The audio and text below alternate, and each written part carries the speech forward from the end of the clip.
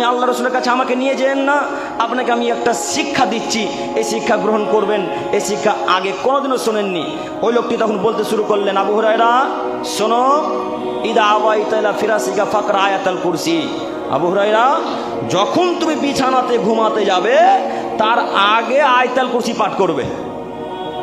যদি আয়াতুল কুরসি পাঠ করো তাহলে কি হবে? লা ইয়াজালা আলাইহি আলাল্লাহি মিনাল্লাহি হাফিজ, তাহলে আল্লাহর পক্ষ থেকে তোমার মাথার কাছে একজন সারা রাত ফেরেশতা পাহারা দিবে। আল্লাহু আকবার। হাদিস বুখারী মুসলিম। একজন ফেরেশতা আল্লাহর পক্ষ থেকে আসবেন, এসে ওই লোকটার মাথার কাছে থাকবেন যে লোকটা আয়াতুল কুরসি পাঠ করে শুয়েছে। ওয়ালা ইয়াকরাবুকা শয়তান হাত্তা তুসবিহা, এবং শয়তান সকাল পর্যন্ত, যতক্ষণ পর্যন্ত মুয়াজ্জিন সাহেব ফজরের আজান না দিয়েছে ততক্ষণ পর্যন্ত শয়তান তার কোনো ক্ষতি করতে পারবে না। কথা বুঝতে পারেননি? এই ঘটনা যখন তাকে বলে দিলেন, এরপরে আবু হুরায়রা সকালবেলা আল্লাহ রসুলের কাছে গেলেন, আল্লাহ রসুলকে গিয়ে ঘটনা পেশ করলেন। তা আল্লাহ নবীকে বলছেন, আল্লাহ নবী এই ব্যাপার, রাতে এসেছিল, এই ঘটনা ঘটেছে, আল্লাহ নবী তো একটু কিছু বলেন। তখন আল্লাহ নবী বলছেন, শোনো, হুয়া কাদুবুন, সে হচ্ছে মিথ্যাবাদী, সদাকা, কথা কিন্তু সত্য বলেছে। আল্লাহ নবী বলছেন, শোনো আবু হুরায়রা, ওই লোকটা হচ্ছে মিথ্যাবাদী কিন্তু কথা সত্য বলেছে। দাকা শয়তান, সে হলো আজাজিল শয়তান। কথা বুঝতে পারেননি? আজাজিল শয়তান আবু হুরায়রাকে আয়াতুল কুরসি শিক্ষা দিয়ে গেছে। গত সপ্তাহে কি তার আগে সাথে বললাম না, আজাজিল 14 ইলমের পড়া। আজাজিল শয়তান 14 ইলমের পড়া। আমার আপনার থেকে লক্ষ কোটি গুণ বেশি শিক্ষিত। এই জন্য তো মানুষকে এত পথভ্রষ্ট করতে পারে। বিদ্যা না থাকলে মানুষকে পথভ্রষ্ট করতে পারবেন না। কি দিয়ে পথভ্রষ্ট করবেন, কি বুঝাবেন, তাই না? বিদ্যা না থাকলে আপনি পথভ্রষ্ট করতে পারবেন না।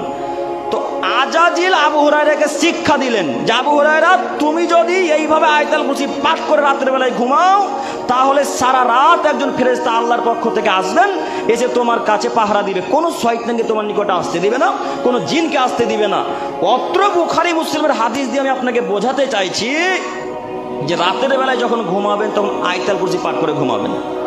আয়াতুল কুরসি মুখস্থ নেই, না না নাই, গান মুখস্থ আছে কিন্তু আয়াতুল কুরসি মুখস্থ নেই।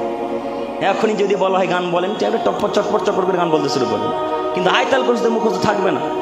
অত কাপুরুষ ছেলেটা রাতের বেলায় ঘুমায়, তখন ইয়ারফোন লাগিয়ে গান লাগিয়ে তো ঘুমায়, আয়াতুল কুরসি কীভাবে তার মুখস্থ হবে, তাই না? ওর আয়াতুল কুরসি কিভাবে মাথাতে থাকবে? ও যখন ঘুমাতে যাচ্ছে তখন বাপ তো এলসিডি লাগিয়ে রেখেছে, বাপ বলছে আমি একলাই জাহান্নামে যাবো, বেটা তুইও যা। এই জন্য বেটার ঘরে এলসিডি, বাপের ঘরে এলসিডি। বাপ বেটা কিছুই বোঝে না দিন ধর্ম কাকে বলে।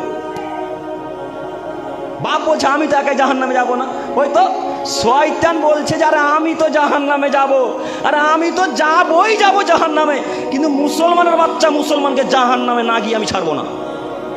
এই জন্য বলেছিলাম, এই যে অ্যান্ড্রয়েড ফোনটাতে গান সেভ করার কি প্রয়োজন গো?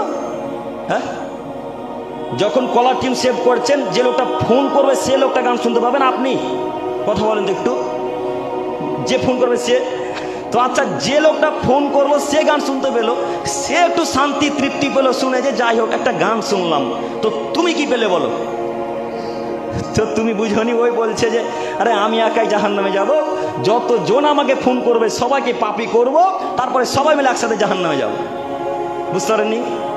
এ হচ্ছে তার বিদ্যা। এদিকে তার বিদ্যা ঠিকই কাজ করে, কিন্তু ইসলামের দিকে তার বিদ্যা কাজ করে না। ও তো একেবারে টাটকা শয়তান। গান সেভ করার কি প্রয়োজন? আয়াতুল কুরসি পাঠ করে ঘুমান, কোনো শয়তানের ক্ষমতা নেই, কোনো জিনের ক্ষমতা নেই। সব থেকে খারাপ জিন হলো খান্নাস, সব থেকে খারাপ জিন হলো খান্নাস, সব থেকে খারাপ জিন হলো খান্নাস। ওরা বাথরুমে বেশি থাকে, ওরা বাথরুমে বেশি থাকে। এই জন্য আল্লাহ নবী বলেছেন, হে আদমের ছেলে মেয়ে, যখনই বাথরুমে প্রবেশ করো তখন বলো বিসমিল্লাহ আল্লাহুম্মা ইন্নী আউযু বিকা মিনাল খুবুসি ওয়াল খাবাইস। তোমরা আগে বলো আল্লাহুম্মা ইন্নী আউযু বিকা মিনাল খুবুসি ওয়াল খাবাইস। যদি বলো তাহলে শয়তান তোমাকে আর দেখতে পাবে না, তোমার পুরো শরীরে লজ্জা স্থানের সামনে পর্দা পড়ে যাবে, আর শয়তান তোমাকে দেখতে পাবে না, শয়তান তোমার কোনো ক্ষতিও করতে পারবে না। বলেন কতজনের মুখস্থ আছে আয়াতুল কুরসি? কতজনের মুখস্থ আছে বাথরুমে যাওয়ার দোয়া? কতজনের মুখস্থ আছে মসজিদে প্রবেশ করার দোয়া? 1999টা ছেলের মুখস্থ নাই। দেখেন, জিজ্ঞেস করেন। ওই আবার ওরই নাম আব্দুর রহমান, ও বলছে আমি মুসলমান, একবারে পাকা মুসলমান। ওর বাপ বুঝে না পাকা মুসলমান কাকে বলে, ও বলছে আমি পাকা মুসলমান। ওই নাকি আব্দুর রহমান, নাম এত সুন্দর রাখে কিন্তু কাম একেবারে শয়তানের থেকেও খারাপ। বলছিলাম যে কোনো মূল্যে আপনাকে আয়াতুল কুরসি মুখস্থ করেই ঘুমাতে হবে, যে কোনো মূল্যে আপনাকে আয়াতুল কুরসি পড়েই ঘুমাতে হবে, যে কোনো মূল্যে আপনাকে আয়াতুল কুরসি পড়েই ঘুমাতে হবে। আল্লাহ যেন আমাদের সকলকে বোঝার ক্ষমতা